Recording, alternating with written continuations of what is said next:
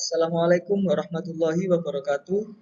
Perkenalkan, kami dari kelompok 6 akan mereview jurnal internasional untuk memenuhi mata kuliah psikologi eksperimental.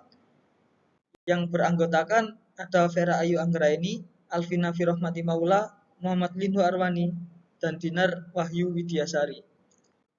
Untuk identitas jurnal yang akan kami review yaitu berjudul Forgiveness Therapy to Improve Subject Well-being Among Families of Patients with Chronic Illness, yang berartikan terapi pengampunan untuk meningkatkan kesejahteraan subjektif pada keluarga penderita penyakit kronis.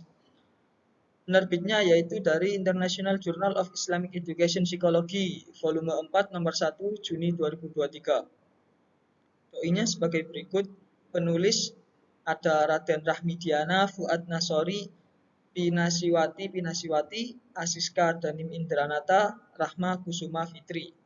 Untuk penjelasan selanjutnya akan dijelaskan oleh kelompok kami. Latar belakang dalam penelitian ini yakni penyakit kronis tidak hanya mempengaruhi pasien saja, namun juga dapat mempengaruhi keluarga pasien. Dalam jurnal dijelaskan bahwa penderita penyakit kronis akan selalu ketergantungan terhadap orang lain karena ada penurunan fungsi mental dan fisik. Hal ini menjadi suatu peristiwa yang menjadi tantangan besar bagi keluarga yang memiliki penyakit kronis yang berdampak pada fisik, sosioekonomi, psikologis, dan juga perilakunya. Penyakit kronis juga berdampak terhadap keluarga pasien secara emosional seperti kekhawatiran, frustasi, kemarahan, juga rasa bersalah. Kekhawatiran ini terkait dengan pemikiran anggota keluarga mengenai masa depan atau kematian.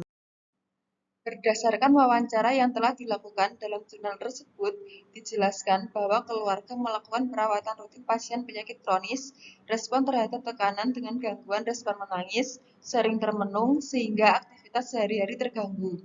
Idealnya, anggota keluarga memiliki emosi positif. Anggota keluarga yang merawat pasien penyakit kronis mempunyai karakteristik individu dengan kesejahteraan subjektif yang baik. Kesejahteraan subjektif adalah evaluasi kognitif dan afektif kehidupan individu. Penelitian yang dilakukan oleh Bintamur tahun 2020 menemukan adanya hubungan positif yang signifikan antara memaafkan dengan kepuasan hidup, di mana memaafkan diri sendiri dan memaafkan situasi sangat signifikan terhadap kepuasan hidup, sedangkan pengampunan lainnya cukup signifikan terhadap kepuasan hidup. Pengampunan memiliki dampak yang positif karena di dalamnya ada proses memaafkan. Nah, dari tujuan penelitian dalam jurnal tersebut yakni untuk mengeksplorasi pengaruh terapi memaafkan terhadap peningkatan kesejahteraan subjektif atau kepuasan hidup dan kebahagiaan di kalangan keluarga pasien penyakit kronis. Kemudian data akan diuji menggunakan uji hipotesis, uji T, dan analisis Mann-Whitney. Identifikasi variabel. Identifikasi terhadap variabel penelitian pada suatu penelitian berfungsi untuk menentukan alat dan teknik pengukuran yang digunakan. Dalam jurnal ini, identifikasi variabel pada penelitian tersebut yakni variabel terikat atau dependen atau variabel Y yang berupa kesejahteraan subjektif pada keluarga pasien penderita penyakit kronis dan variabel bebas atau independen variabel atau variabel X yakni terapi pengampunan. Selanjutnya yaitu hipotesis penelitian. Data dianalisis menggunakan uji asumsi sebelum uji hipotesis. Uji asumsi yang dilakukan meliputi uji normalitas dan uji hipotesis. Uji normalitas dilakukan untuk mengetahui apakah data populasi berdistribusi normal atau tidak. Di sini standar normalnya yaitu ada 0,5. Dalam hasil penelitian menunjukkan bahwa sebaran data normal namun tidak homogen. Data yang tidak homogen kemudian dianalisis menggunakan uji noparametrik pada uji hipotesis. Pengujian hipotesis 1 ini terdapat pada kepuasan hidup. Sebaiknya dilakukan dengan metode non-parametrik, yaitu dengan menggunakan uji beda Mann-Whitney. Pengujian hipotesis 2 ini pada kebahagiaan atau afek positif negatif. Sebaiknya dilakukan dengan metode parametrik, yaitu dengan menggunakan uji ANOVA campuran. Hasil penelitian menunjukkan terdapat perbedaan yang signifikan antara kelompok yang diberikan terapi, memaafkan dan tidak diberikan terapi tersebut. Kemudian, metode penelitian dalam jurnal ini. Yang pertama, partisipannya adalah anggota keluarga yang aktif merawat pasien yang memiliki penyakit kronis. Semuanya beragama Islam, berusia 30 hingga 75 tahun. 11 subjek dilibatkan dalam penelitian ini. 11 subjek itu beranggotakan 3 laki-laki dan 9 perempuan. Dibagi menjadi 2 kelompok, yaitu kelompok perlakuan yang terdiri dari 6 orang, 1 laki-laki dan 5 orang, dan kelompok kontrol yang terdiri dari 5 orang, 2 laki-laki dan 3 perempuan yang telah dilihat. Yang kedua, penelitian ini menggunakan desain eksperimen semu. Desain eksperimen semu itu sendiri merupakan desain eksperimen yang subjeknya tidak dipilih secara acak untuk perlakuan yang berbeda. Kemudian model desain penelitian non-randomized adalah pretest post-test control group design, yaitu metode eksperimen yang mencoba membandingkan pengaruh suatu perlakuan pada kelompok perlakuan yang diberikan terapi dan kelompok kontrol yang tidak diberikan terapi pengampunan. Pada pengukuran variabel dependen, kesejahteraan subjektif dari keluarga penderita penyakit kronis. Kesejahteraan subjektif dapat diukur melalui indikator-indikator seperti tingkat kebahagiaan, kepuasan hidup, persepsi tentang kualitas hidup, dan tingkat stres atau depresi. Kemudian, prosedur intervensi terdiri dari persiapan dan pelaksanaan. Tahap persiapan meliputi pengujian modul, kantor perizinan, layanan kesehatan dasar, pemilihan peserta, fasilitator, dan pengamat. Lalu sebelum pengumpulan data ini dilakukan, modul peneliti ini juga telah dievaluasi oleh 2 orang psikolog sebagai penilaian profesional. Dan pada tahap ini, peneliti memberikan saran kepada koreksi modul. Pada tahap selanjutnya, peneliti melakukan uji modul pada 3 orang caregiver pasien penyakit kronis untuk lebih mempersiapkan penelitian ini. Fase selanjutnya adalah terapi pengampunan berlangsung selama 4 kali pertemuan berdasarkan jadwal yang disepakati bersama oleh peneliti dan subjek penelitiannya.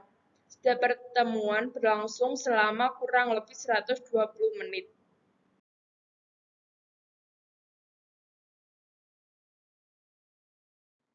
Hasil penelitian. Pengujian hipotesis 1. Kepuasan hidup sebaiknya dilakukan dengan metode non-parametrik, yaitu dengan menggunakan uji Beda-Mann-Whitney. Tabel 3 menunjukkan adanya perbedaan yang signifikan antara kelompok yang diberikan terapi pemaafan dengan kelompok yang tidak diberikan terapi. Pemaafan subjek telah dilakukan terapi pemaafan menunjukkan nilai signifikan. Pada pos kedua diperoleh hasil signifikan sebesar 0,006. Temuan ini menunjukkan adanya perbedaan antara alasan pada kelompok perlakuan cenderung meningkatkan dibandingkan dengan kelompok kontrol yang tidak diberikan terapi pengampunan. Pengujian hipotesis kedua, kebahagiaan atau afek positif negatif. Sebaiknya dilakukan dengan metode parametrik, yaitu dengan menggunakan uji ANOVA campuran. Hasil penelitian menunjukkan terdapat perbedaan yang signifikan antara kelompok yang diberikan terapi memaafkan dan tidak diberikan. Hasil pemaafan subjek setelah dilakukan terapi pemaafan menunjukkan nilai signifikan Pi 0,001. Pada pos tes kedua diperoleh hasil signifikan sebesar 0,001. Temuan ini menunjukkan adanya perbedaan antara alasan pada kelompok perlakuan cenderung meningkat dibandingkan dengan kelompok kontrol yang tidak diberikan pemaafan. Kesimpulan, dalam penelitian ini ditemukan bahwa terapi pemaafan dapat meningkatkan kesejahteraan subjektif pada keluarga pasien penyakit kronis. Hal ini didukung oleh fakta bahwa kelompok yang mendapat terapi intervensi remisi memiliki skor kesejahteraan subjektif yang lebih tinggi dibandingkan kelompok yang tidak mendapat terapi. Penelitian ini memiliki beberapa keterbatasan. Batasan pertama adalah jumlah peserta penelitian. Jumlah peserta, keluarga atau pengasuh pasien penyakit kronis terbatas, hanya 11 peserta. Penelitian kuantitatif standar sebaiknya melibatkan minimal 30 subjek penelitian. Keterbatasan berikutnya adalah generalisasi keterbatasan subjek berimplikasi pada terbatasnya generalisasi hasil penelitian. Eksperimen semu dalam penelitian juga merupakan keterbatasan lainnya.